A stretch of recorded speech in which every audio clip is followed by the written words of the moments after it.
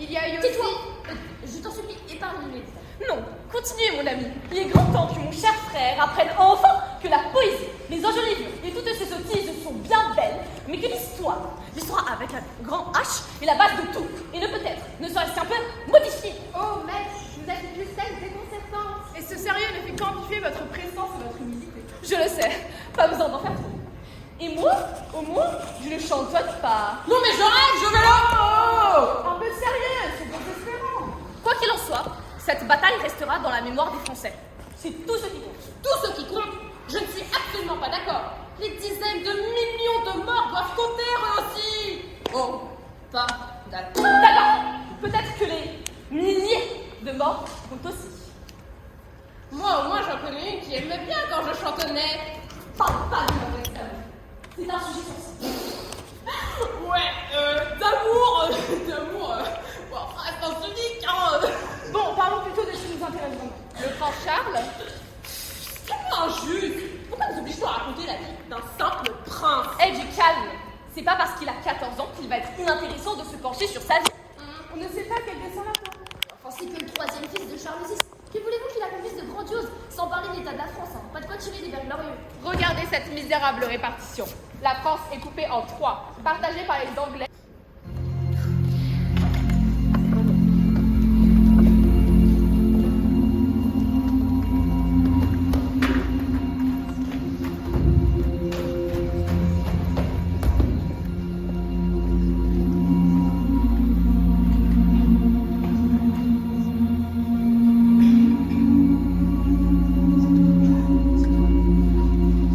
Mes chers tourtereaux, avez-vous commencé à songer aux préparatifs de la réception que nous allons donner en notre château de Tarascon? Oh mère, ne vous avez pas dit que j'avais sélectionné quelques grands crus de Bourgogne?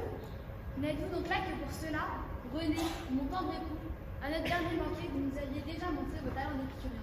Et puis, en Bourgogne, où avez-vous la tête? Songez-vous sérieusement à commercer avec l'ennemi? Ma chère femme, je trouve que les crues de Bourgogne sont fins et subtils. Et que la guerre contre les Bourguignons ne devrait pas nous empêcher de nous amuser et de festoyer. Déjà que les Anglais nous privent de Bordeaux. J'ai déjà invité quelques poètes à nous rejoindre. Connaissez-vous François Villon? C'en est un tout à fait charmant. Oui, un ancien prisonnier coupable de cambriolage et de meurtre. Alors qu'il a, il mène probablement une vie débauche, comme il a toujours fait. Que vous êtes bégueule, ma sœur, quoi que je dise, quoi que je fasse. Vous n'approuvez jamais. C'était vos chevaliers, mes enfants. Je souhaite une fête à l'image de notre fastueuse cour provençale. Ah ma mère, pour vous, je ne veux que le meilleur. De la couleur, de la chaleur et du vent. Je pense que nous avons cédé l'importance que la boisson a pour vous, mon fils. Un message de la reine de France.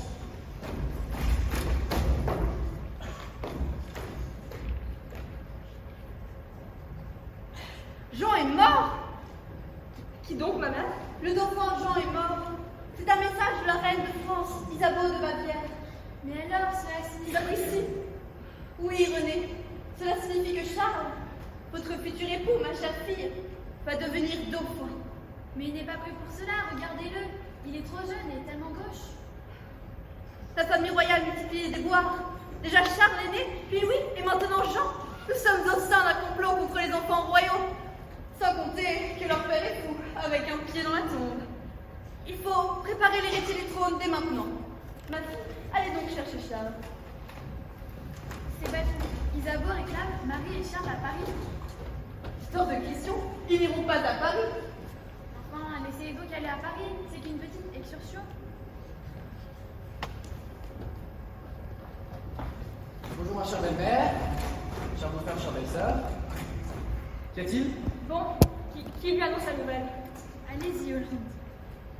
Écoutez, Charles, Jean, votre frère, est mort d'une façon mystérieuse. Vous êtes donc désormais dauphin, héritier du trône de France. Votre mère veut que vous alliez la rejoindre à Paris. Jean? Mort? Je suis donc dauphin? Non, c'est pas possible. Y a-t-il personne pour me remplacer? Je suis pas qualifié pour ce rôle, je suis trop jeune. Chérie, mais c'est une nouvelle incroyable. On va devenir roi et reine de France. Vous allez partir pour Paris avec Marie. Quelle chance! Nous allons découvrir la cour de France. Vraiment. Je vais enfin avoir l'occasion de découvrir la pointe de la mode. Vous pourrez également assister au bal délicieux banquet. Moi, tout le peuple se prosternera à nos pieds. À Paris, en pleine querelle entre Armagnac et Bourguignon. C'est la guerre civile là-bas. Et ma mère est manipulée par les Bourguignons. Entre ces querelles internes et l'invasion des Anglais, c'est beaucoup trop dangereux. Ne vous inquiétez pas, nous allons trouver un plan. Pour le bien de votre femme et le vôtre, bien sûr. Mais il est évident que je ne vous laisserai pas partir à Paris. Vous risquez de vous y faire tuer. À la seconde, vous y aurez mis le pied. Bon, il faut envoyer une lettre à Isabeau pour faire comprendre qu'il n'aime pas. Prenez note, René. Ma chère Isabeau, recevez mes condoléances pour le décès de votre fils. Malheureusement, il serait bien trop dangereux d'envoyer le dauphin à Paris. Il est préférable qu'il reste en Anjou.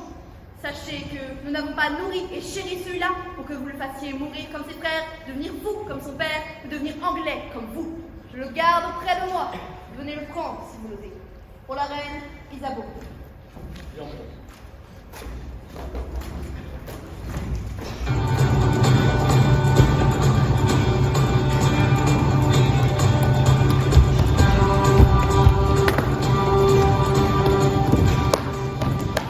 Oh non! Comment as-tu pu faire une chose si immonde à ton propre frère? Tu devrais avoir honte alors. C'était à mon tour d'avoir le lit près de la cheminée. Premier arrivé, premier servi. De toute façon, j'ai plus besoin de cette chaleur que toi. Et pourquoi monsieur aurait ce privilège? Pour être à l'aise, il a besoin de ses... Bien évidemment! Après tout, tu as toujours été le préféré. À la maison, tu avais le meilleur, le bout de pain le plus tendre, tout l'amour de père et de mère. Et tu m'as même pris mes livres adorés pour alimenter la cheminée. Ah, c'est joli ici. Mais on est où? Mais voyons, Gonzague, suivez un peu. Nous sommes près du pont de Montereau. Ah, le pont de la ville de Montereau. De coordonnées 47 degrés nord et de longitude de est. C'est avec des pierres polies et du bois de cèdre décollé. Ferme donc la paix, Ah, formidable. On prend un grand bol d'air, vous avez raison, ça nous fera du bien. Mais non, mon cher Gonzague! Nous sommes en mission gens sans peur, ducs de Bourgogne, doivent se retrouver demain à la rosée du petit matin pour faire la paix et l'amour. Et nous avons la chance, que dis-je, l'honneur de retranscrire en vers et en chanson cet événement passionnant. La paix et l'amour jusqu'à la fin de nos jours. Les gens s'aimeront jusqu'à la fin des temps. Revenez à la réalité. Charles a désormais 16 ans. Il est le dauphin de France. C'est très sérieux. Nous avons besoin de cette paix pour que, lorsque le temps sera venu, il se fasse couronner et mettre fin à la guerre civile. Mais pourquoi ne pas aller directement à Reims? Ce serait plus simple. Vos aga raison, si nous partions d'aujourd'hui, dans même pas 10 jours, nous serions arrivés. Mais bougre d'âne, parfois j'ai vraiment l'impression que vous êtes totalement détaché de la réalité. Il n'est pas encore temps de couronner le dauphin Charles. Son père, Charles VI le Fol, n'est pas encore mort. Ah bon? On t'avoue. Ah, mais oui, bah oui. Territoire bourguignon. Donc vous n'ignorez pas non plus que Paris est aux mains des Bourguignons. Ah bon? Bon, bref, ce n'est pas si important. Vous êtes des calamités. Vous ne vous intéressez même pas à l'histoire de votre pays. Calmez-vous, chef. Nous allons leur faire un petit récapitulatif. Oh, mais avec plaisir. Alors, comme l'ai-je vous l'a rappelé, le 29 mai 1418, nous avons fait face à l'invasion de Paris. Encore un coup de ces saletés de Bourguignon. Au même moment, le bourreau de Capluche a tenté d'assassiner le dauphin Charles à 21h43. Charles a fait exiler sa propre mère, Isabeau de Bavière, qui soupçonnait de comploter avec les Bourguignons. Eh bien, on peut dire que Charles reprend drôlement les choses en main. Depuis que Yolande lui lâche un peu la bride, il prend des initiatives, hein, le petit. Le petit, il a 16 ans maintenant. Cela fait 2 ans qu'il est dauphin de France. Oui, et déjà un beau palmarès. Exiler sa propre mère à 15 ans. Je crois que ça s'était encore jamais vu. Sacré gamin. Il a l'air d'avoir l'étoffe d'un roi, finalement.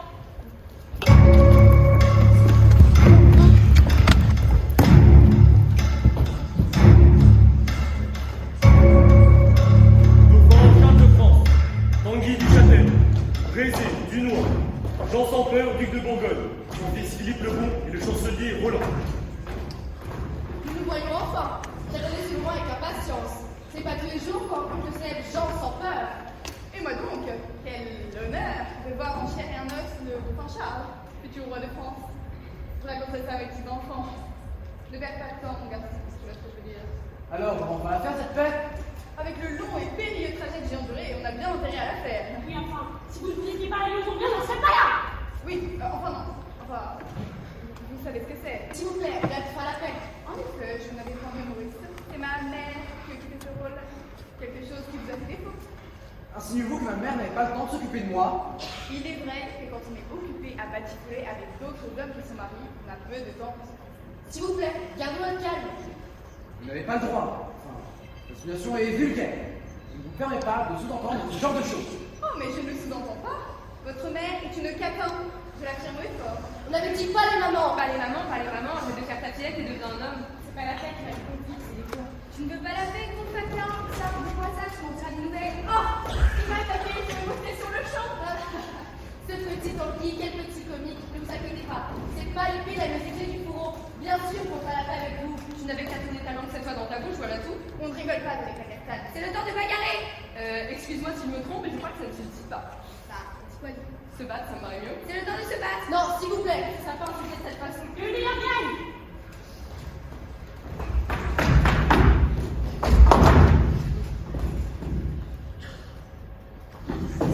Oh putain, mais qui a bien pu faire ça?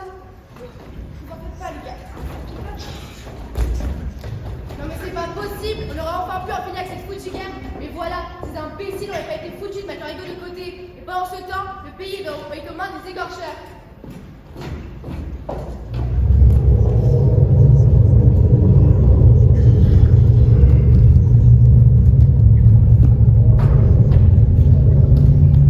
Avancez, c'est ça, allez, lâchez-moi. Je ne pense pas qu'on part de côté. Je ne suis pas n'importe qui, voyez-vous. Toi, tu parleras quand tu seras mort. Maintenant avance, sinon tu seras mort au pas de ce soir compris. Asseyons-nous ici.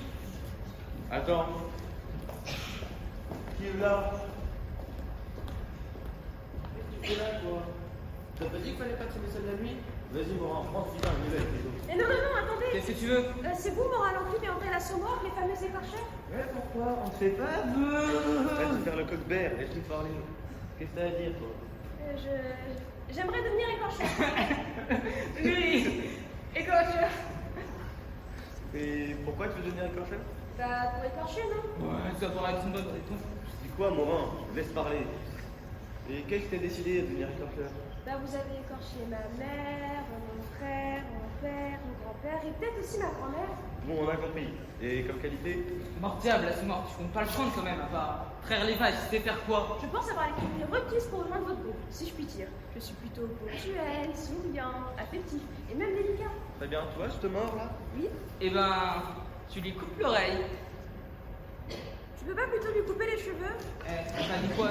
Tu vas être barbier ou écorcheur. Maintenant, tu lui coupes l'oreille. Et proprement, compris? Mais ça va saigner, il va avoir mal.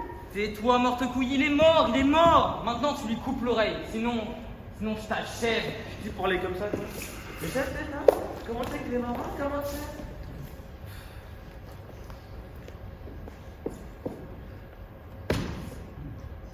Il est mort. Plus l'oreille.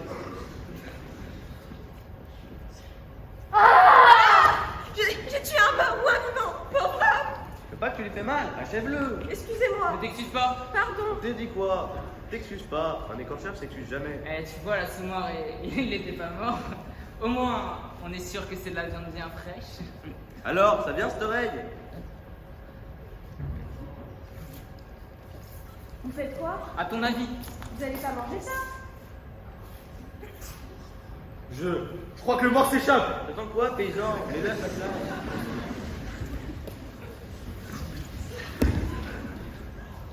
Salut non plus, celui-là c'est moi. Salut, Léon. T'as trouvé 3 prisonniers, plus lui, ça fait 3,5. Parfait, montrez-moi la marchandise. Le noble, le village, le gars du village voisin, plus lui. Allez, présentez-vous, âge, métier, qualité. Je me nomme Albert de Luignan, vassal du comte de Gilbert. Je sais manier l'épée, je suis bon cavalier. T'es marié? T'as des enfants? Et tes parents? Ils sont vivants? Mes parents sont malheureusement décédés et je n'ai pas pris d'époux. Pour moi, la chevalerie, c'est les stats. Ouais, j'ai compris. Mais faut surtout perdre notre temps. Pas plus de 30 écus pour lui, hein. C'est tout ce qu'il mérite. Pardon, 30 écus seulement? Et mon titre? Moi, descendant de la lignée des Avachnès. 50 écus peut paraître plus raisonnable pour un homme de qualité comme moi. Suffit, il a raison. 40 écus, prix d'année. Non, 40 sinon je prends pas. Oui, pardon. 40 écus, oui, 40. Non, non, 40 sinon je prends pas. D'accord, 40. Et 45 pour le vilain. Quoi? Plus cher que le noble, c'est de la folie. Pour un simple vilain, 35, pas plus. Oui, mais un paysan travaille plus efficacement qu'un noble. Mais enfin, ça c'est bien vrai. Et puis, il y a une famille qui paiera, lui. Les nobles, ils sont toujours fauchés, alors que les paysans, ils ont toujours un petit peu d'or planqué. Et puis, s'ils en ont pas, ils travailleront jusqu'en crever pour en gagner. 40, dernière. Bon, ça marche. Ah, je vaux plus qu'un noble, les tocs. Les seigneurs, dans quel monde vivons-nous? Et l'autre là? Lui, on le garde finalement. On le revendra directement à son village. Mais depuis quand les grossistes se mettent au commerce de détail? T'es pas au courant? C'est la crise. Et puis, c'est qui nous fait vraiment marrer. Vas-y, raconte ton histoire. Eh bien, les Anglais ont pris notre village et ils ont tout pillé. Le blé, le pain, les animaux, les femmes aussi. Alors on a rassemblé tout l'argent qu'on possédait et j'ai été chargée de trouver des écorcheurs qui seraient prêts à sauver notre village. Et il nous a trouvés, nous. Ah, c'était folle esprit. Il croyait qu'on allait délivrer son trou paumé pour 60 écus. Eh ben, tu sais quoi, ces écus, on les a pris et lui aussi. Et le village, on espère bien qu'il paiera gros pour récupérer leur paix. Quel mercenaire. T'as dit quoi? Pas moi. Ouais. Bah, fermez-la. Toi aussi, ferme-la. Sinon, il nous reste lui, légèrement blessé à l'oreille, je te l'accorde. 10 écus. Quoi? Vous êtes fou? Des écus pour cette pourriture? C'est le prix de 10 pas en vide, il n'en vaut pas plus d'un. Il va faire que m'encombrer. Franchement, 2 prisonniers à revendre, c'est déjà bien. D'accord, 80 pour les deux. Bonne affaire, non? Bon, ouais, ça marche. Tiens. You got a message! A message! Et c'est quoi? Moi, je sais pas lire. Ah, moi non plus, je sais pas lire. Tiens, vas-y, lis-le avec ton éducation, ça ne peut pas être un problème. Je ne sais lire. C'est mon frère, celui qui est devenu chanoine, qui a reçu une instruction lettrée. Mais toi, tu sais vraiment rien faire. Tu peux pas. C'est mon gars, tu te trouves ici. Bah, vas-y, messager, lis-le. Ah non, non, moi je veux pas savoir lire. Moi je veux juste marquer les messages. Oh, mais bien ça. Moi je sais lire un peu. J'ai appris mon rudiment à... Pas de moi de ton pédigré, vas-y, dis. Tu vois, on a bien fait de le garder. André l'Assommoir et Morin l'Enclume est attendu à Orléans pour participer avec nous à une prochaine bataille aux côtés des Rosebifs, des écorcheurs du Sud, Ivéors. Ah, enfin de l'action. Plus pour les Anglish, ça me plaît, il y a toujours de la bonne bière. Et la sous-mort, on en fait quoi du mort vivant là-bas? Achève-le et fracture ralentir.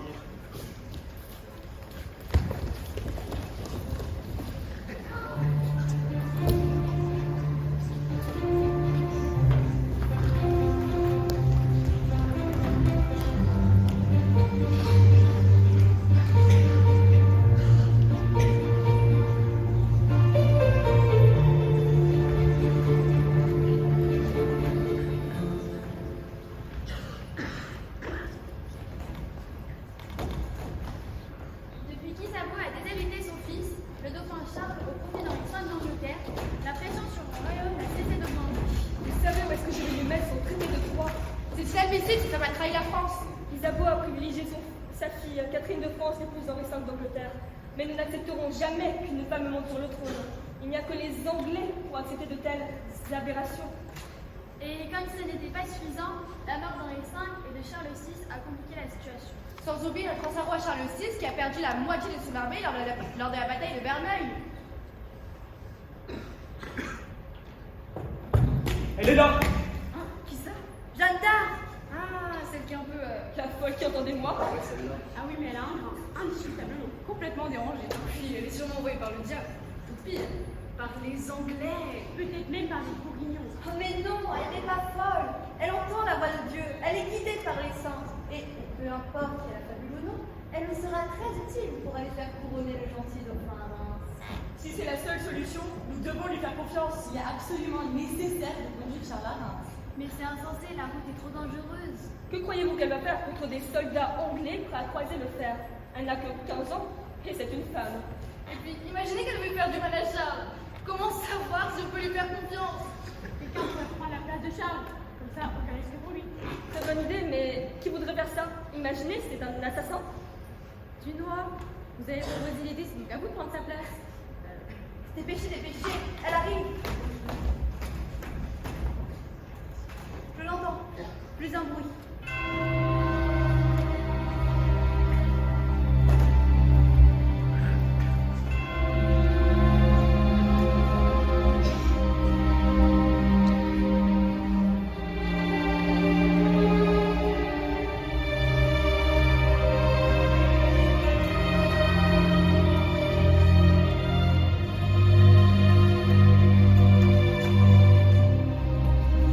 Où est Charles? Où est le gentil dauphin? Bah, il est là, ici à mes côtés. Qu'y a-t-il? Charles est là, devant vous? Wow, que faites-vous? Charles, je sais que c'est lui. Et je veux lui parler. Mais attendez, on va tout de même pas laisser Charles et cette Jeanne d'Arc ensemble, dans la même pièce. Je lui fais confiance. Laissez-la lui parler. Sortez tous. Le roi doit s'entretenir avec Jeanne.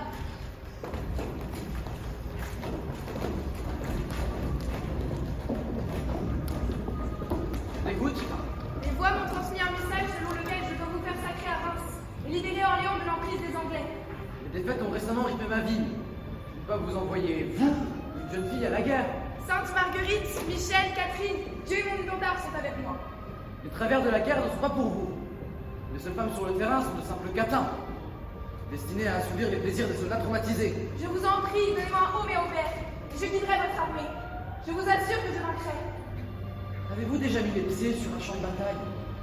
Connaissez-vous réellement l'atrocité de la guerre? Dieu me guide, et Dieu est avec moi. Faites-moi confiance.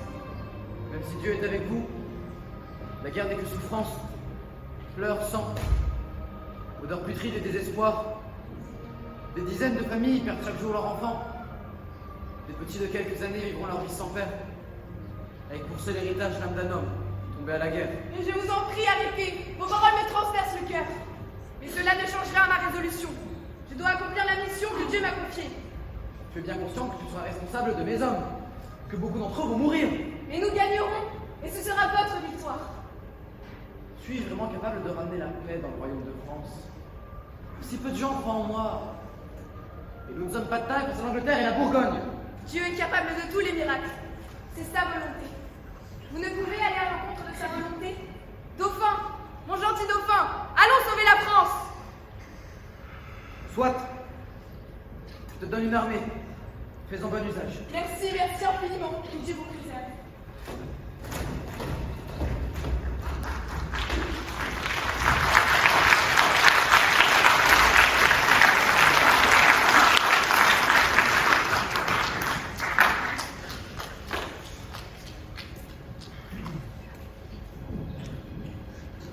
Orléans.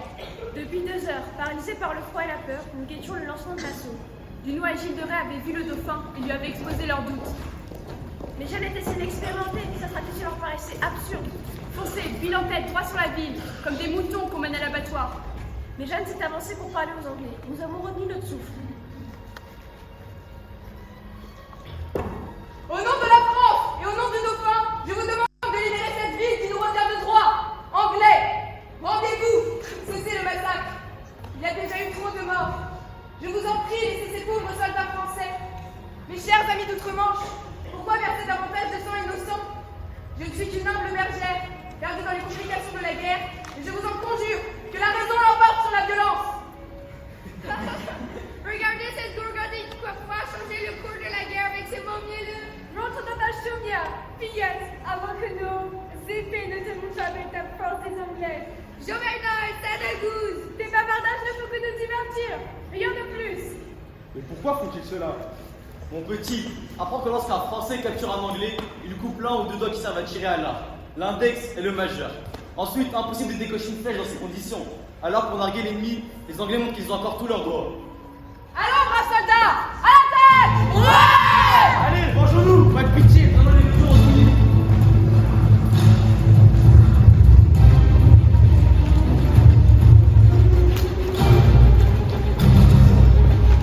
Il suffit! Cessez cette infamie! Nous avons gagné, pourquoi piller, pourquoi tuer? Je vous en prie, arrêtez-vous! Que Dieu nous vienne en aide et qu'il nous ramène la paix. Oh mon Dieu! Comment peux-tu laisser une telle violence se déployer dans la nature humaine? Dépouillez-les! Je vous en prie, arrêtez le combat. Nous avons gagné, inutile de faire plus de morts innocents. Regarde ce que tu fais. C'est ton frère, il peut vivre avec nous. Mais ils ont envahi nos terres. Please, ne me tuez pas. J'ai 2 enfants et mon père qui est malade. Ils ont besoin de moi. Ne les tuez pas. S'ils viennent en paix, ils peuvent rester. Vous autres, arrêtez le combat. Je veux ma vengeance, je veux ma revanche. C'est comme ça que je me paie. Je gagne ma vie par la guerre. Si c'est une question d'argent, je te l'achète, ton soldat. Tiens, Tu n'auras pas le mien pour de l'argent. Il passera sur la lame de mon épée. Il doit payer pour ce qu'il a fait à ma famille. la vengeance ne diminuera pas ta peine. C'est ton frère. Il ne peut qu'obéir à son roi, comme tu le fais toi-même. C'est tout de même un soldat anglais. Ce n'est pas en tuant que ta famille va revenir. Ceci n'est pas la volonté de Dieu. Lui seul peut t'aider à apaiser cette rage qui t'étreint. Dieu t'a pourtant dit qu'il fallait les foutre dehors. Justement, laissons-les partir. Sa volonté n'était pas de les tuer jusqu'au dernier. Ayez pitié pour eux. Aujourd'hui, nous gagnons Orléans. Demain, Charles sera couronné à Reims. Ouais! Par la grâce de Dieu, choisissons le pardon et la réconciliation. Tu peux t'en aller. Je préfère rester avec toi.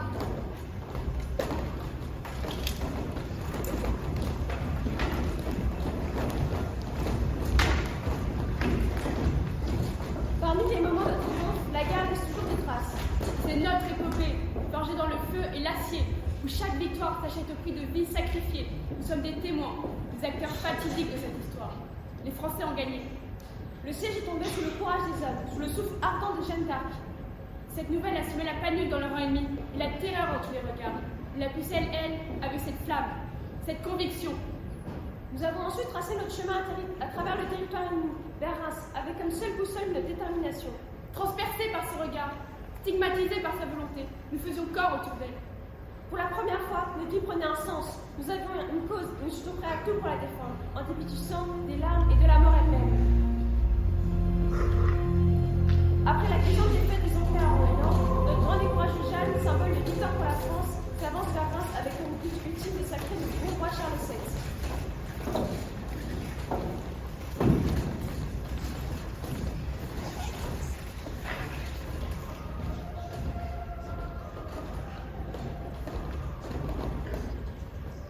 La cour attend impatiemment son roi, et le voilà qui arrive.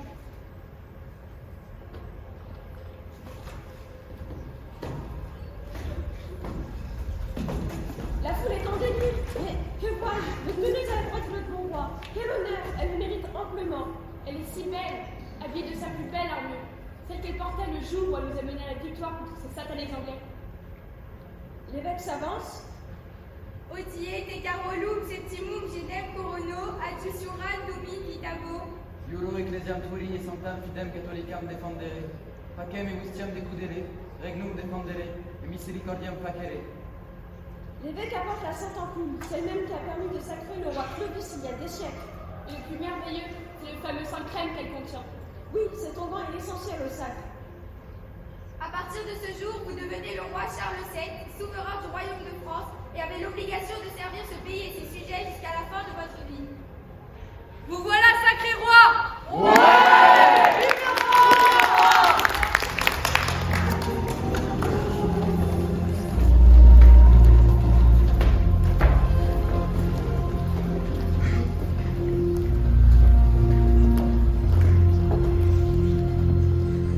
Malgré les récentes victoires militaires, le roi semble vouloir cesser les combats.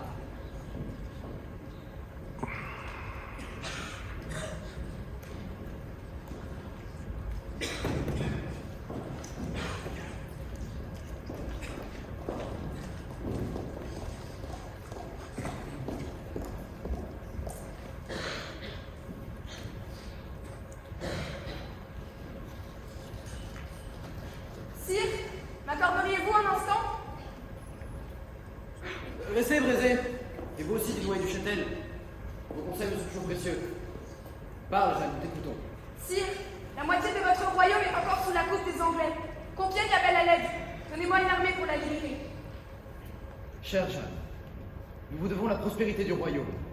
Vous avez attroupé, rassemblé, unifié les Français. Vous avez remporté la guerre, vous m'avez fait couronner, mais votre tâche est ici terminée. Acceptez comme récompense. Non, monseigneur. Par l'intermédiaire de voix divine, Dieu m'a ordonné de libérer le peuple de Compiègne. J'ai donc besoin d'une armée. Écoutez, Jeanne. Je suis couronné, les Anglais ont été repoussés, Monsieur le Maréchal a réparti mes armées à travers la France. Nous n'avons plus à craindre l'envahisseur. Certains peuples subissent encore la présence anglaise au sein de leur territoire. Nous les libérerons à l'aide de la diplomatie. Ça coûtera moins cher à la couronne de France. Non, Majesté, c'est trop long. Je porterai l'étendard au nom de la France. Pourquoi une telle insistance? Les voix vous ont-elles parlé? Eh bien, depuis le sacre, les voix se sont tues. Mais ma conscience me pousse à agir. Sire, laisseriez-vous votre peuple aux mains des Anglais? Laisseriez-vous dans la misère ces familles, ces hommes, ces femmes, ces enfants? Non, sire, non. Il faut agir le plus rapidement possible et reprendre en main le pays. Ces beaux parleurs de diplomates se repaissent dans la soie, tandis que le peuple a faim, mon roi. Je peux pas mener mes hommes à une mort certaine. La vie des autres a donc-elle si peu de prix à tes yeux? Non, Non. Dieu nous apportera la victoire. Elle devient encombrante. Son insistance me pèse. En effet, ça a une notoriété pour un courté ombrage. Mais pourquoi ne pas lui accorder 60 hommes? Cela serait trop peu, et même avec l'aide de Dieu. Elle n'y survivrait pas.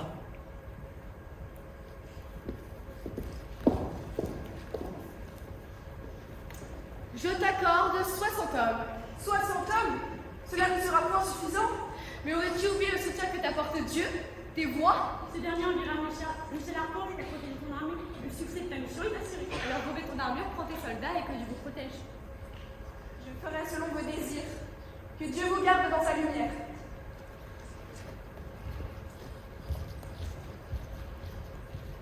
Avons-nous fait une erreur?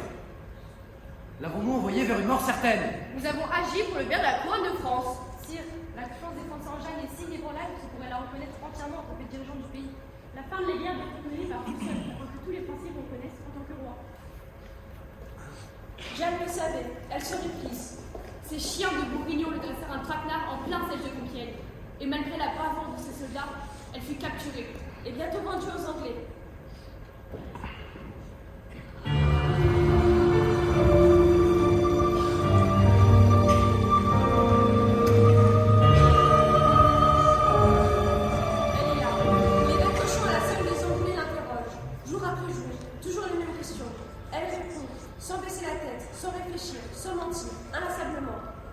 Affirmez-vous avoir entendu des voix? Oui, jamais je ne le renierai. Jeanne, je ne veux pas vous perdre, je suis de votre côté. Affirmez-vous vraiment avoir entendu des voix? Oui, je l'affirme. Jeanne, je veux sauver votre âme. Si vous reniez vos voix, le bûcher vous sera épargné. Est-ce Dieu qui vous a poussé à faire sacré Charles? Oui, Sacrilège! je sais ce qu'il y en adviendra si je persiste dans la vérité. Mais la mort m'est plus douce que le mensonge. Je ne doute ni de mes voix, ni de la volonté de Dieu. Bien, on devrait sans bûcher. Demain à la 8e heure, vous serez brûlés vives. Condamnée.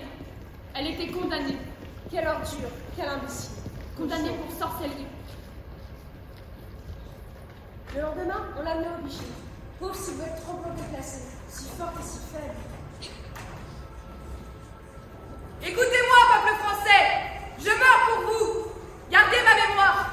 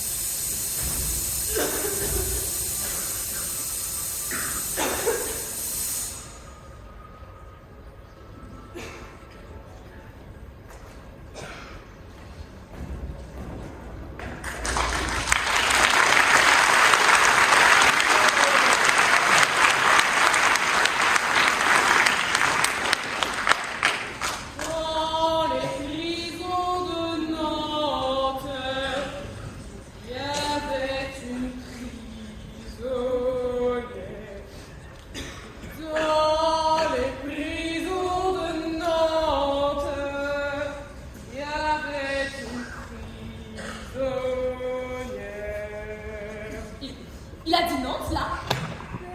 Personne ne va la voir. L'homme dit Dans les prisons de Nantes, Il est encore dit Nantes. il y avait une prisonnière. Pourquoi t'es venue Nantes? Jeanne est morte à Rouen.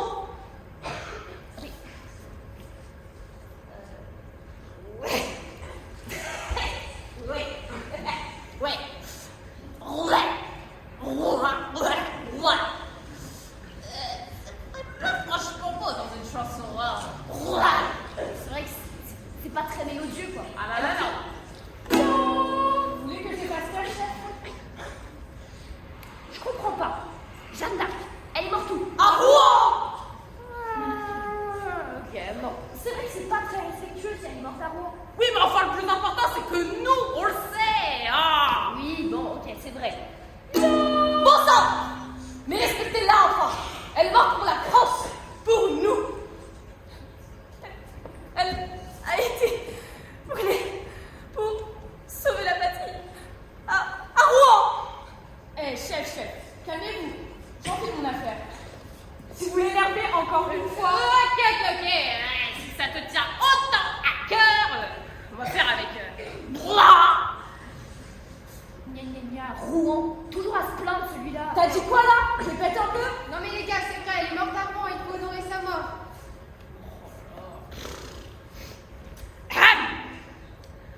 Dans les prisons de Rouen, il y avait une prisonnière. Personne ne vint la voir. L'homme dit Dans les prisons de Rouen, il y avait une prisonnière. ça rend vraiment pas bien. Oui, mais c'est la vérité vraie. Attends, j'ai une idée. Viens, on invente une chanson de vengeance. De vengeance? Mais pourquoi faire? Bah si un jour on prend Rouen, on aura notre chanson de vengeance pour venger Jeanne d'Arc. C'est pas idiot ce que tu dis là. Ouais, faut que ce soit violent, hein. On va leur péter les dents aux Anglais. C'est ça. J'ai trouvé. Vas-y, Gonzague. Wow, on va vous péter les dents. Rouen, on va tuer vos mamans. Ah non, pas les mamans. Jeanne d'Arc s'est cramée au bûcher. Et pas à Nantes. Elle s'est sacrifiée pour nous sauver. Étant donné la situation actuelle de la France, et notamment de notre bon mais faible roi, Charles VII, à 28 ans, 3 mois et 12 jours, règne son royaume. En effet, 52,3% de la France est occupée, dont 29,6% par les Anglais et le reste par les Bourguignons. Ce qui nous reste pour le royaume. Bon, après je fais. On n'a pas trop de temps. Cet éminent et intéressant discours pour vous expliquer, et cela avec grande certitude, que notre vengeance, c'est pas pour tout de suite. Mais peu importe les faits. Oh là là là. Ce qu'il faut, c'est chanter la gloire du roi et sa reconquête du royaume de France. Bah oui, Parce que sa gloire, ben c'est aussi notre gloire. Voilà, vous voulez, j'ai fait. Tais-toi.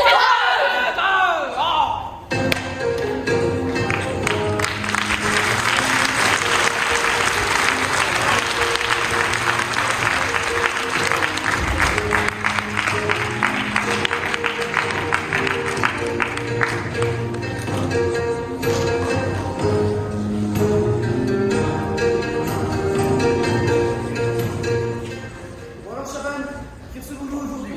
Faut mettre Arthur, Jean et Gaspard Hugo, ainsi que votre conseiller Jessica. J'ai bien besoin de celui-là. Avec tous ces nobles qui me harcèlent. Lui seul s'est défini en laisse avec ses crédits. Mon roi, vous ne pouvez plus défendre des brutes d'écorcheurs et des caprices des nobles pour mener vos combats. Comment ça, les caprices des nobles? Votre légende n'a jamais fait défaut. Mais je ne parlais pas de vous, bien évidemment. Mais Gilles s'est retiré dans son château et on ne sait pas ce qu'il y fait. Vous ne préférez pas savoir, hein. Ce que je voulais dire, c'est qu'aucun noble ne vous fait confiance. Il vous faut une armée de métier, à vous, à la fin. Vous recrutez des jeunes hommes, vous les formez, vous les mettez en garnison aux 4 coins du royaume, et dès que vous avez besoin, vous les appelez. À Nantes, par exemple. L'idée est séduisante, mais pourquoi Nantes? Parce que ça sonne mieux que Rouen. Oh là là. D'ailleurs, pour votre armée, nous avons pensé à un nouvel art exceptionnel, révolutionnaire, je dirais même plus, exceptionnellement révolutionnaire. Et quelle est donc cette arme? C'est la couvrerie. C'est pas ça, c'est la couvrerie. Non, c'est la camomille. La Coulevrine. C'est ça, la couvrerie. Et pourquoi ce nom? C'est évident. Parce que ça sonne mieux que Viperine. Nous vous avons donc apporté une petite maquette. Mais elle est minuscule, microscopique. Je dirais 4 cm. C'est pas la taille qui compte. Elle est dans la moyenne! Vous semblez bien conservé, messieurs. Parlez de la maquette. La couleuvrine mesure donc en taille réelle 3,96 mètres de long. Son canon mesure 5 pouces et demi de diamètre et tire du boulet de sang. Elle pèse 4500 livres et ses boulets 17 livres. Et 5 onces, elle est donc transportable 5 jours la telle. Bon, et comment ça marche? On prend de la poudre, on l'allume Et et un grand boum dans la gloire. Bon, et de quels moyens avez-vous besoin pour vos coulevrines?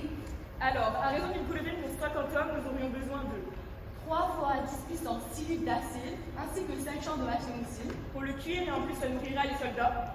Mais vous savez combien ça coûte? Ça c'est votre problème. Je continue, nous aurions aussi besoin de 4 mines et 8 fonderies pour ces boulet.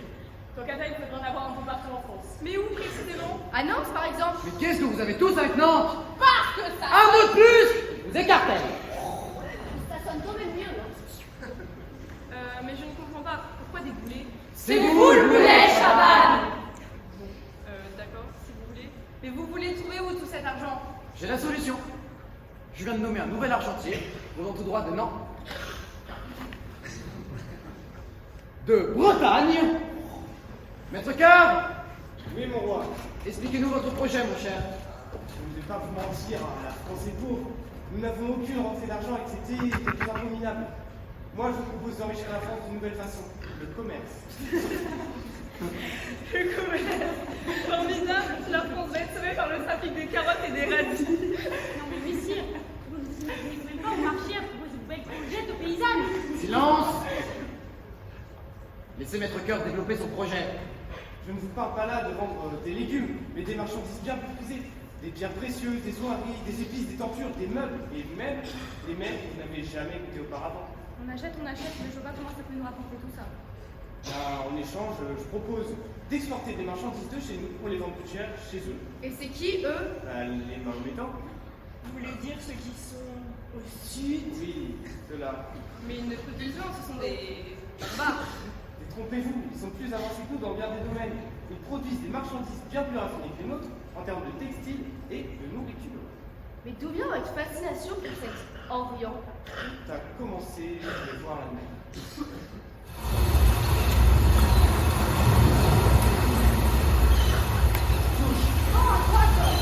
Eh bien, camarades, que faites-vous ici ce matin? Nous, du commerce, mon ami. Vous vendez des fruits et des légumes, laissez-moi. Mais pour qui nous croyez celui-là? Mais non, mon cher, c'est dans les produits de pays étrangers que nous investissons notre argent. Que dites-vous? Eh bien, figurez-vous que ces produits que nous achetons sont banals pour eux. Ils valent une fortune en France. comme des tapis, des soirées et des horloges, venus parfois de très loin. Nous les achetons au mauvais temps. Quoi? Vous commercez avec les musulmans? Ceux qui ont volé les terres de Jérusalem? Mais pourquoi tu vas être dans cet état-là? La religion et le commerce n'ont rien à voir, ce sont deux choses différentes. L'une ne va pas entraver l'autre, la religion est indépendante du choix. C'est vrai que leurs produits sont pas mal, mais... Êtes-vous là, monsieur? Critiquez mon travail, c'est de mes choix et de mon professionnalisme. Permettez-moi de me présenter. Mais oui, vous avez raison. Parlez-moi plus de vous et de vos aventures. Ah oui, nous sommes votre vaillant capitaine. Il y a des années, dans les eaux lointaines de l'Orient, j'ai entrepris des voyages périlleux, à la recherche des épices précieuses. Ma quête m'a conduit à affronter des tempêtes furieuses, à naviguer à travers des tunnels et à forger des alliances avec des peuples inconnus. Lors d'une de mes expéditions les plus difficiles, mon navire fut pris dans les tourbillons de la mer d'Arabie.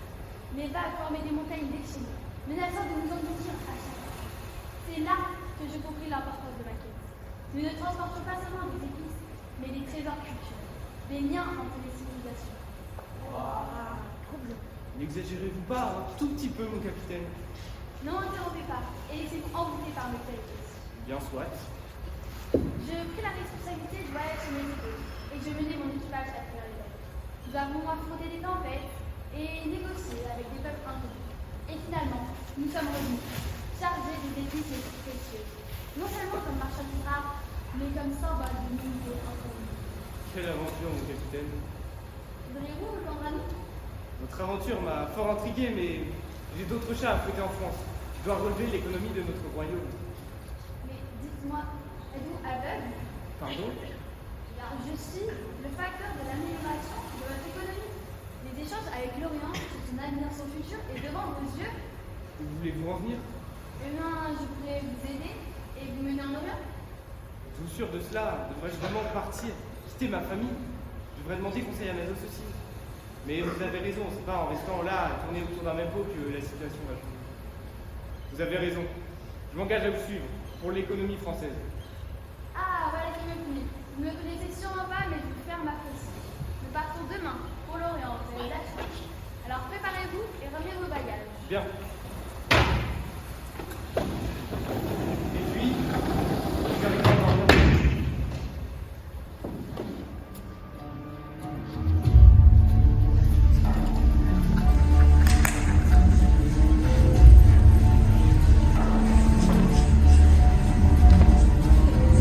Approchez, approchez, produit pas cher.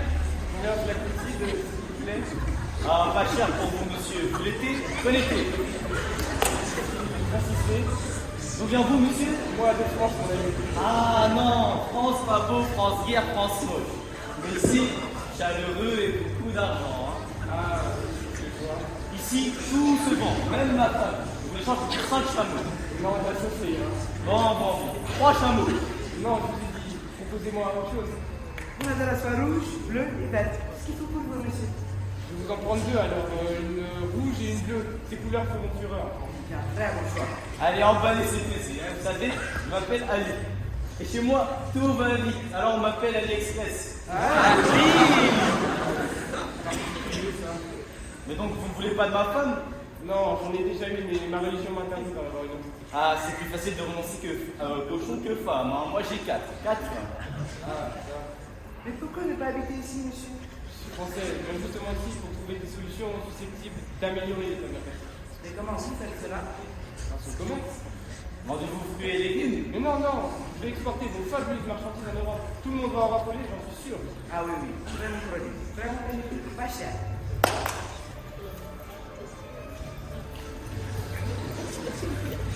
D'accord, Miso. Soyez l'avenir de la France. Développez, mon cher. Eh bien, sachez, sire, qu'en Orient, on trouve des marchandises qui viennent de bien plus loin, d'Extrême-Orient. La soie de Chine, par exemple, un tissu moiré au dessin exotique, totalement inconnu, qui ravirait les dames de la cour. Ces produits prennent de la valeur à mesure qu'ils s'éloignent de leur lieu de production. Il peut en être de même pour nos biens. Imaginez la valeur que prendrait notre influence si on lui proposait à la Chine s'ignore tout de la finesse de notre tissage et de notre poterie. En vendant nos étoffes, par exemple, nos draps de chambre à la Chine, nous gagnerions énormément d'argent, car celles-ci prendraient donc en valeur au cours de leur voyage. Et avec cet argent, on pourrait acheter beaucoup de soie que tout le monde environ en Europe, de par sa provenance.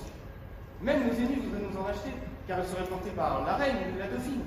Voici comment procurer la richesse à la France, mon roi. Le commerce est la clé de la réussite.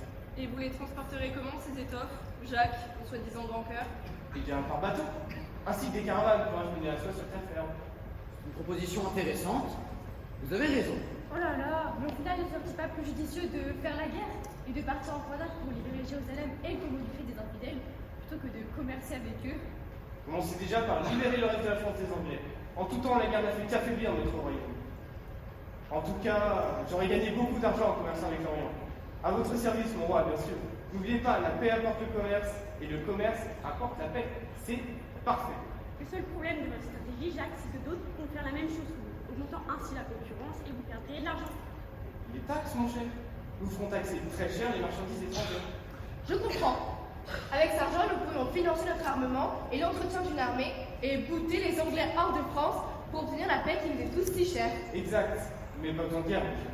Et notre couvre-fil, ça, c'est la couvre-fil. Ou l'œuvrine. Bon, rassurez-les, Jacques, c'était votre idée. Ne vous inquiétez pas, avec tout cet argent, on pourra vous acheter plein de coups. Ou l'œuvrine. Oui, voilà ça. Tout va bien alors. Bon, tout ça me semble pas mal. Ça en terminé? Bon, et ben, moi je retourne à Nantes. On avait dit pas non.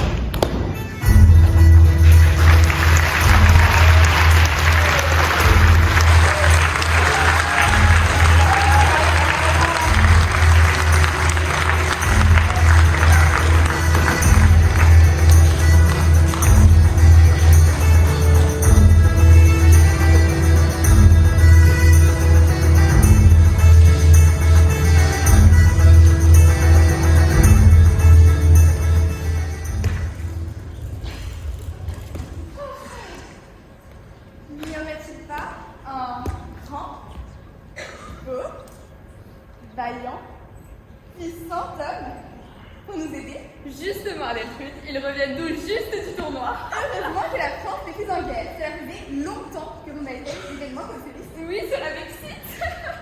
En tout cas, il doit être bien affamé. Ah, je ne te le fais pas dire.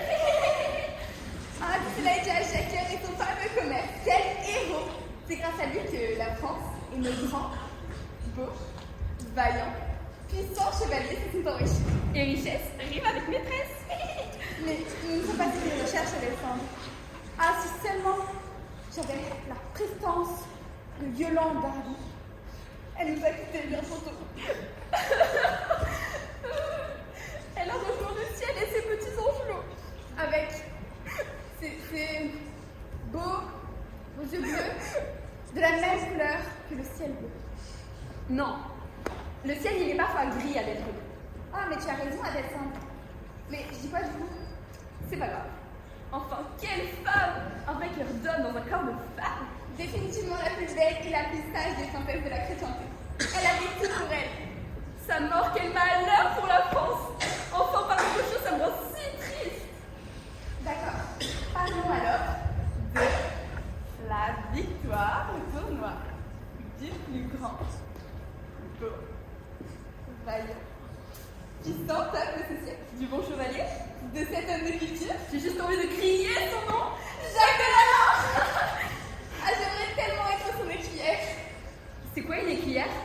Tu sais, celle qui l'enfile son armure, la son épée.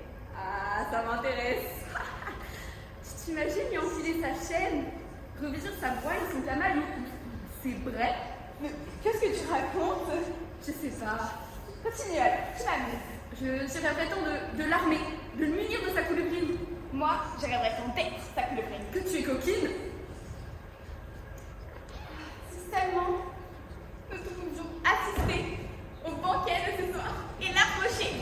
Ah mon beau Jacques, que tu hantes mes pensées. Tous les jours, toutes les nuits, tous les midis, tous les matins, je pense à toi. Adèle, arrête de froisser la nappe. Ramasse le balai, le banquet va bien recommencer. Mesdames et messieurs, le roi de France, Charles VII est bien servi. Jacques Delalande est là.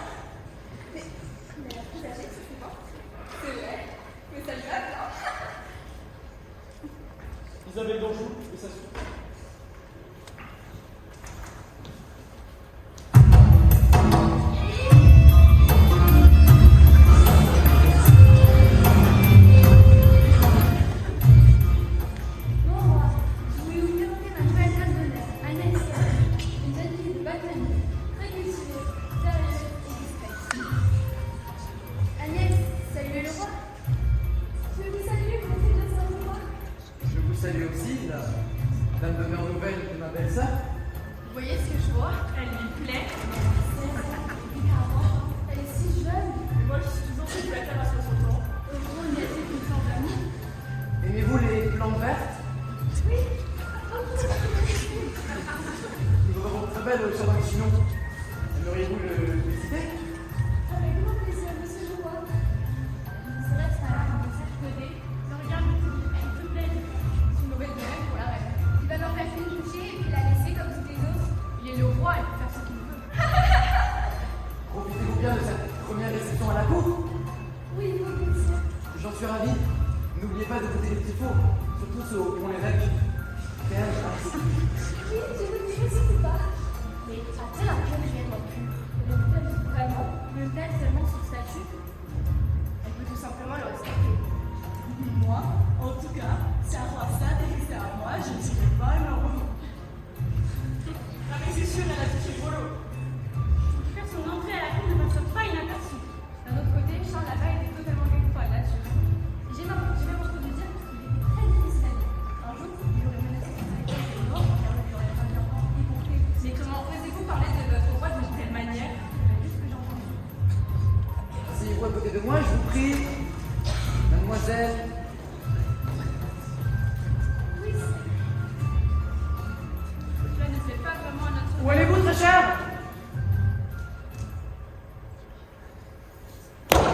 Je me sens indisposée. Vous n'allez pas me faire une scène? Parce que j'apprécie la beauté de cette jeune fille. Asseyez-vous, sachez tenir votre rang. Apportez-nous à boire.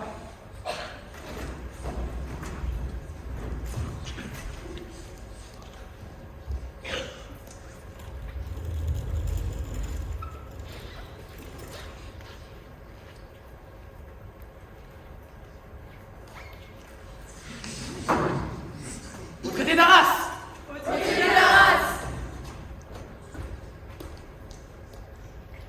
Par ce traité, moi, Philippe le Bon, duc de Bourgogne, je renouvelle l'allégeance du duché de Bourgogne au royaume de France. Il est donc parvenu. Je ne pensais pas que ce renard se laissera un jour amadouer. Ça n'aura pas été sans peine. Ça aura même coûté une petite fortune. Mais le roi s'en moque. Ce qui compte, c'est que Bourguignon se reconnaisse comme son vassal. La guerre civile est terminée. Nous l'avons gagnée. À la bravoure! À la bravoure! Et à la beauté. Jacques de Lalain, votre victorieux tournoi, vous offre 10 000 écus. Merci, mon roi. Qu'allez-vous faire avec ces 10 000 écus, mon chevalier? Eh bien, je vais m'acheter un cheval et une nouvelle épée pour mon futur tournoi. Vous pourriez en profiter pour vous acheter une nouvelle tenue. Je suis un chevalier. Je ne me soucie guère de toutes ces modes qui ne servent qu'à enrichir les arrivistes. Je la n'aurais dit sans moi, monsieur. Peu importe ma tenue. L'habit décuple la bravoure aux yeux du public. Croyez-vous? L'argent ne fait pas le bonheur, monsieur l'argentier. Quoi qu'il en soit, si le cœur vous en dit passer à l'infanterie, on s'arrangera pour un crédit. Pour moi, ma richesse, c'est ma force. Si vous le dites. Monsieur Cœur, sachez que ma valeur réside plus en mon fort intérieur qu'en mon apparence. C'est pas une raison pour sentir le poulain. Je ne vous permets pas! Je représente les valeurs d'un chevalier qui ont bien trop tendance à remiser aux oubliettes. N'oubliez pas que vous n'êtes qu'un petit bourgeois. Petit bourgeois devenu argentier de France tout de même. Oui, en commerçant avec les Mahométans. Agnès, une promenade vous plairait-elle?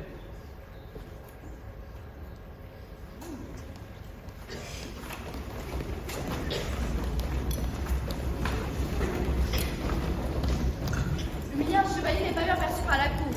La langue est l'un des rares à faire perdurer nos traditions. Mais nous entrons dans une ère où le paraître compte plus que l'honneur. Attention, cœur, méfiez-vous. Ils sont de plus en plus nombreux à dépendre de vos crédits pour battre à la cour. Et ils n'aiment pas ça. Vous savez pas de quoi ils sont capables.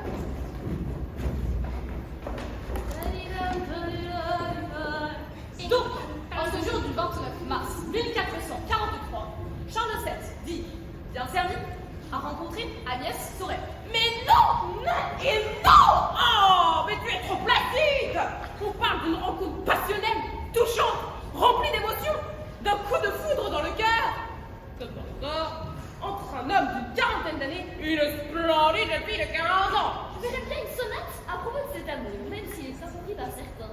Tout ce que je me dis n'est pas fidèle ou en sous à la réalité. Nous n'avons pas de temps à perdre avec des niaiseries puériles. Tout ce qui compte, c'est avant tout un beau récit. Jean, mets-toi à la place de cette jeune fille qui découvre les sensations d'un premier amour, qui plus est le roi. Te rends-tu compte de ce que cette simple pu ressentir. Faisons appel aux comédiens du roi. Vous serez conquis par leur interprétation. Messieurs les comédiens du roi, Faites-moi confiance, l'amour, ça je connais. Vu comment vous êtes habillés, ça m'étonnerait. Et vu leur odeur, Tu es très mal placé pour parler. toi, tu seras Agnès. Toi, tu joueras la laide et jalouse. Toi, le prêtre et le chien, tiens. Après avoir joué l'art pendant tant d'années, je joue le chien maintenant. Allons, il n'y a pas de petits rôles, que de petits acteurs.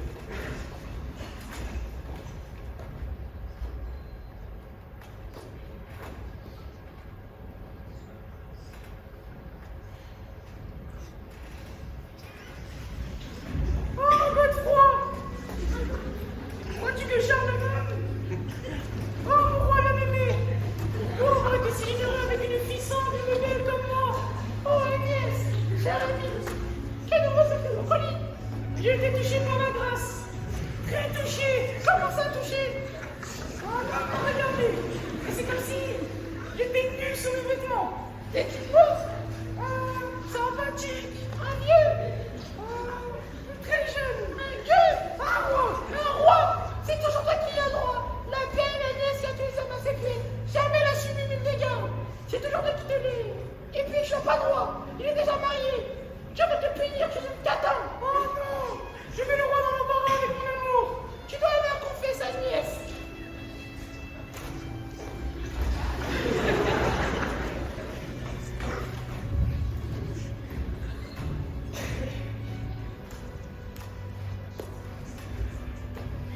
Que vous arrive-t-il, ma fille? Vous semblez troublé. J'ai rencontré l'amour! Mais c'est un amour impossible! Parlez-en à votre mère si elle l'approuve.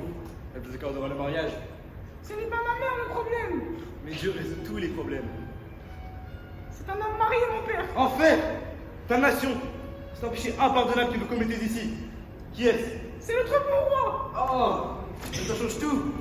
Il faut toujours dire à ce roi. Mais c'est un adultère! Allons, ma fille, n'ayez point de scrupules. C'est pour la France. Comptez-moi votre rencontre. C'est comme si j'avais des papillons dans le ventre qui s'émoustillaient! Non plus. Oh. Ah là, ça devient chaud. Là. Vous me faites rougir. Non d'être trop loin. Imaginons ce qui pourrait se passer. Agnès, après être allée à confesse, Décida de rejoindre le roi. la dame de beauté arriva à ses côtés. Et elle tomba encore sous les charmes Du vieux Charles. afin de sauver son homme. Il la cacha de sa femme. Oh Agnès, belle déesse. Aux blanches fesses. On n'est pas sûr. Certainement pas. Si Charles lisait cela, vous iriez tous au cachot. Zut, vous n'auriez pas d'événement S. Mais alors attendez, nièce, pièce, Abbesse, bouillabaisse. Laissez-moi faire. Oh Agnès, belle déesse. Tes caresses sont pleines de tendresse. Oh Agnès, depuis que je vous connais, mon cœur digne d'une forteresse. S'abaisse devant ta croûte d'ânesse. Je viens chercher les comédiens du roi. Vous êtes attendus.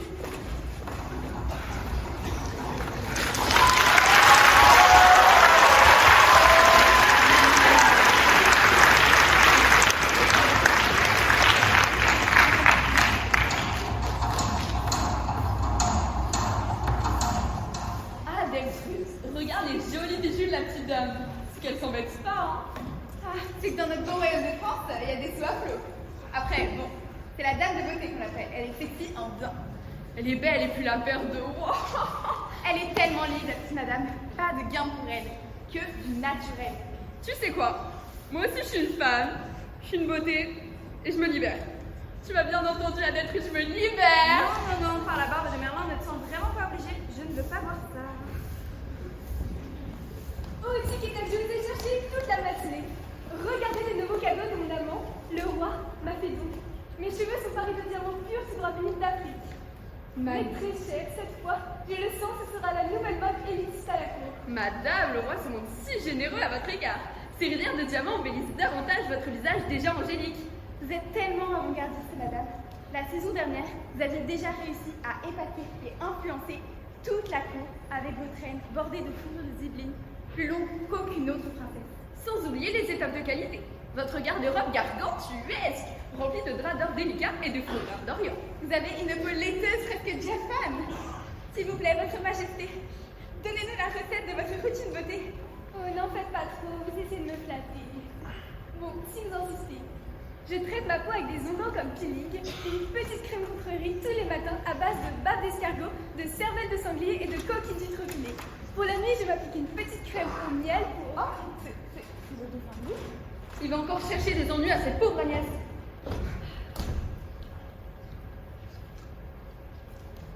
Vous n'en avez pas assez de vous vanter auprès de vos pauvres servantes, espèce de bambette. Oh, que vous êtes vieux jeu malgré votre jeune âge.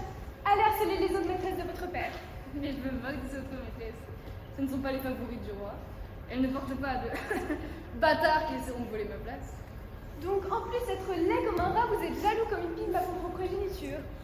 C'est votre mère mourante qui torture votre esprit tordu? À vous. À vous. Si je vous attrape, je vous perds étouffé dans vos crèmes. Mais que fais-tu, Louis? Tu es fou! Comment tu oses menacer mon innocente Agnès? Tu vois pas qu'elle est terrorisée, pauvre loutre? Oui, mon roi, il est fou. Il est fou. Je suis sûre qu'il a arrêté son grand-père. Il faut qu'il parte. Il me tuera dans mon sommeil. Il faut qu'il parte. Je dois tout de même y réfléchir, mamie. Eh bien, si vous réfléchissez autant, faites-le sans moi. Non, je vous en supplie, ma douce. Ne vous emportez pas. Louis? Hein? Tu partiras dès demain. Quoi? Mais papa, tu veux pas m'exiler comme ça? C'est pas juste. Oui, j'ai pas le temps pour des pleurnicheries. Tu continues comme ça, j'appelle les gardes. Vas-y.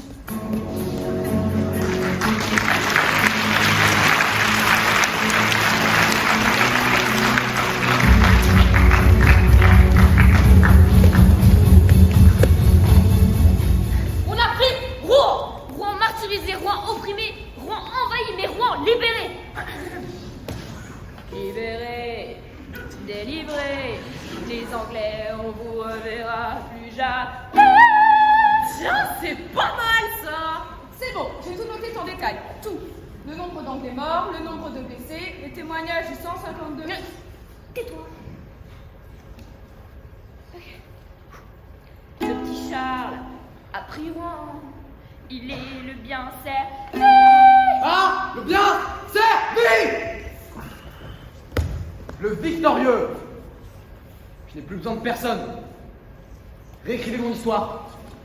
Et arrêtez de me présenter comme un roi faible. J'ai repris Rouen. J'ai enrichi le royaume en ruine légué par mon fou de père. J'ai créé une armée de métier. J'ai mis fin à la guerre civile avec les Bourguignons. Je mérite le respect de tous.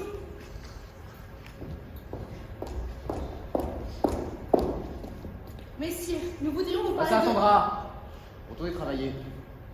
Cœur, Oui, mon roi. je veux poursuivre la conquête de mon royaume avec les Guyennes. Dunois marchera sur Bordeaux. Ma fortune appartient au roi de France. Agnès Sorel! Quoi, Agnès? Elle est morte.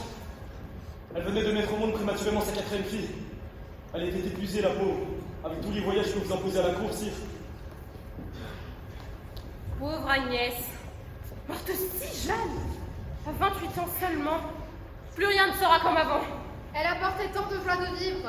Elle seule savait calmer les angoisses du roi. Quelle cruelle perte. C'est pas possible. Elle a été empoisonnée. Quoi? Il est fou? Empoisonnée? Comment c'est possible? Les nobles ont été jaloux qu'elle occupe toute l'attention du roi. Mais comme toujours, tu exagères. Mais là, mon jeu n'est pas une poésie ou une stupide chanson. C'est une supposition de Maître! Pourquoi les nobles auraient-ils si vexés? Après tout, quand le roi ne s'occupait pas d'eux, ils étaient tranquilles. Quand tu commenceras à t'intéresser aux émotions, et pas seulement aux faits, tu reconnaîtras ce regard de jalousie. C'est vrai, elle était belle, Agnès. Beaucoup plus sophistiquée qu'eux. Elle suscitait énormément d'admiration. Et d'envie. Après tout, un petit empoisonnement en mercure est si vite arrivé. En tout cas, pour Maître Cœur, c'est le début de la fin. Charles ne supporte pas de le savoir plus riche que lui. Vous avez vu comment il l'a regardé tout à l'heure? Il va l'emprisonner et perdre tous ses biens. Il n'y a aucun doute là-dessus. Bon, j'ai un peu faim, moi. Quand est-ce qu'on mange? Il a raison. Autant aller manger. Tant qu'on le veut encore.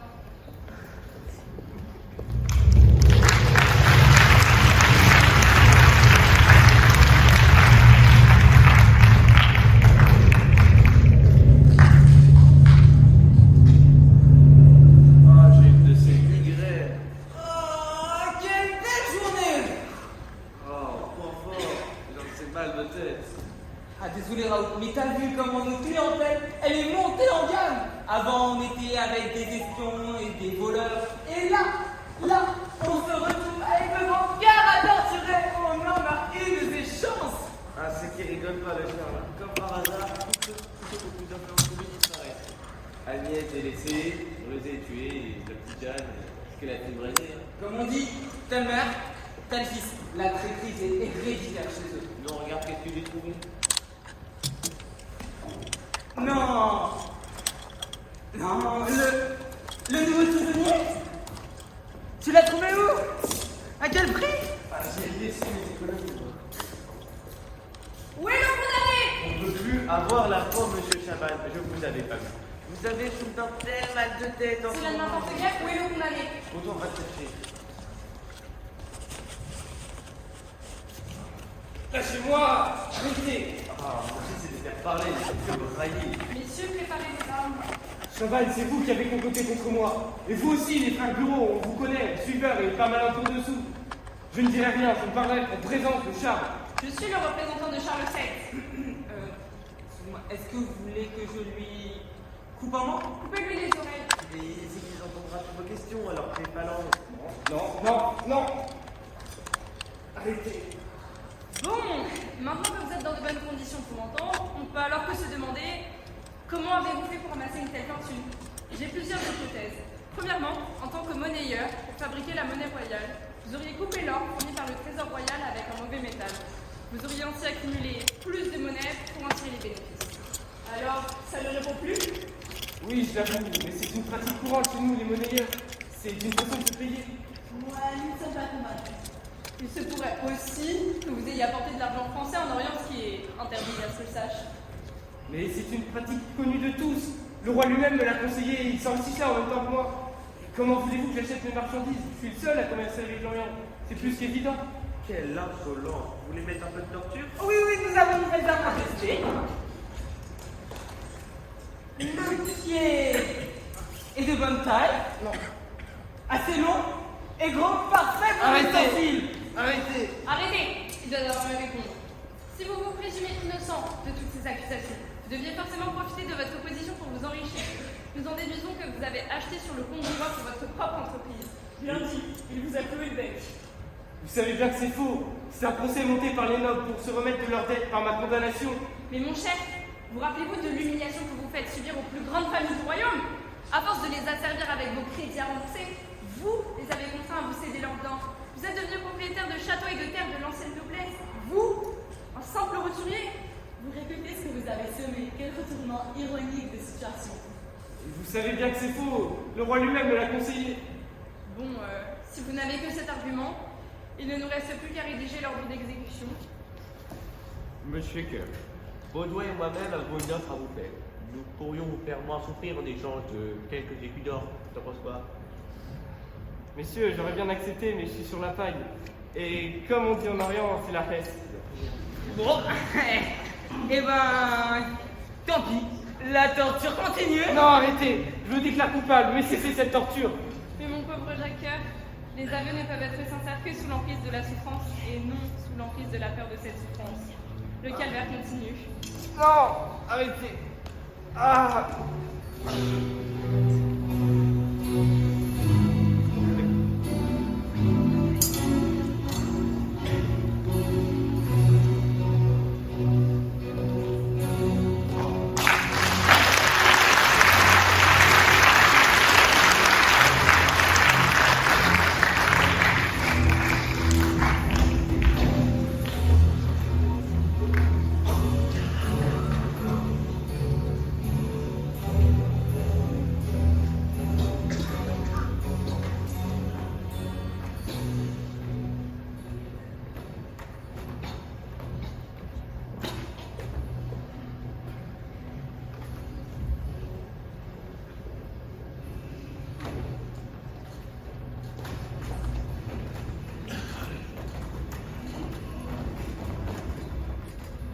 Votre Majesté, comment vous sentez-vous aujourd'hui?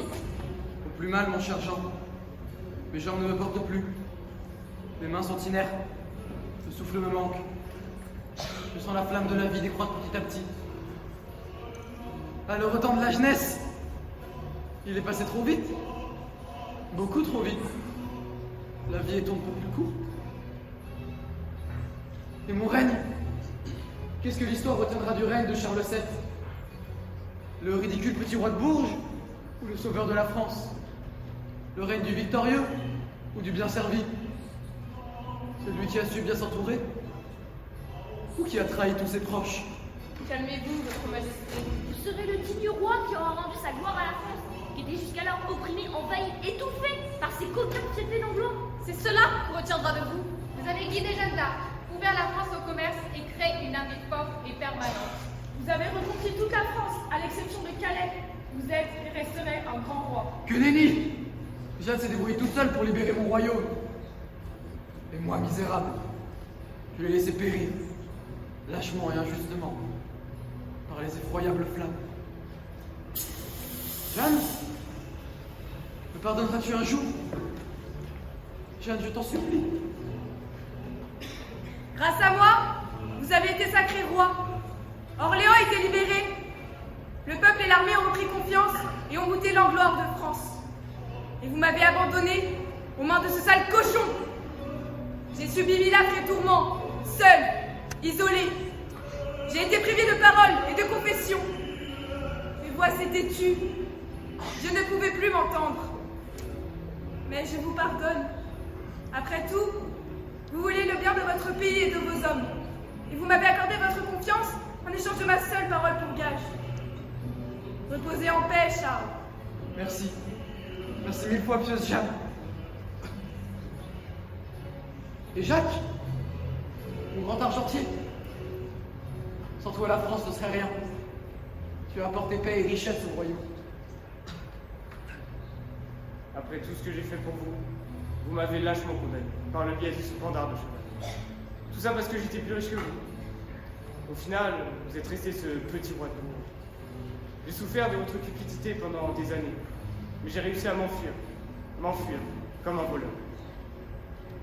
Petit roi de Bourges, peut-être a-t-il raison.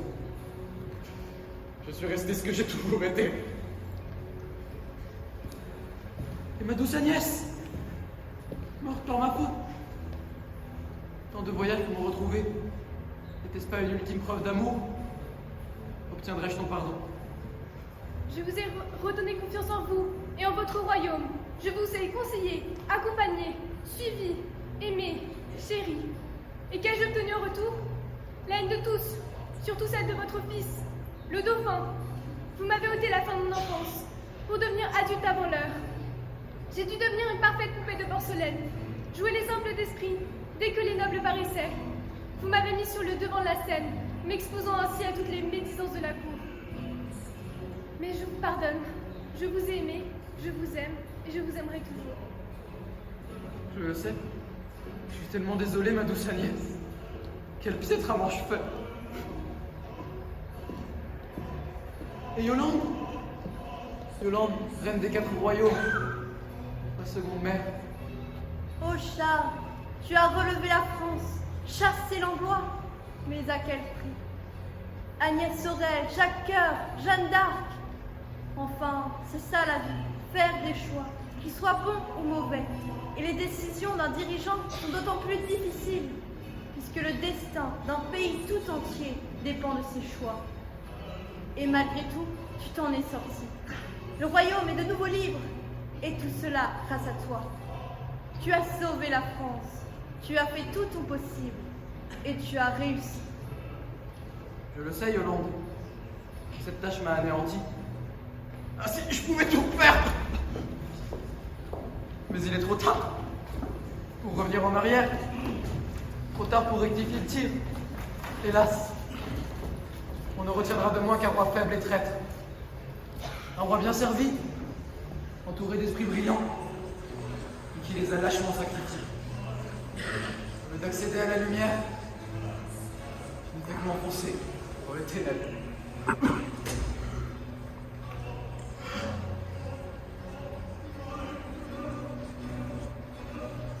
Et c'est ainsi que s'acheva le règne de Charles VII, le bien servi et le victorieux, le 22 juillet 1461, à l'aube.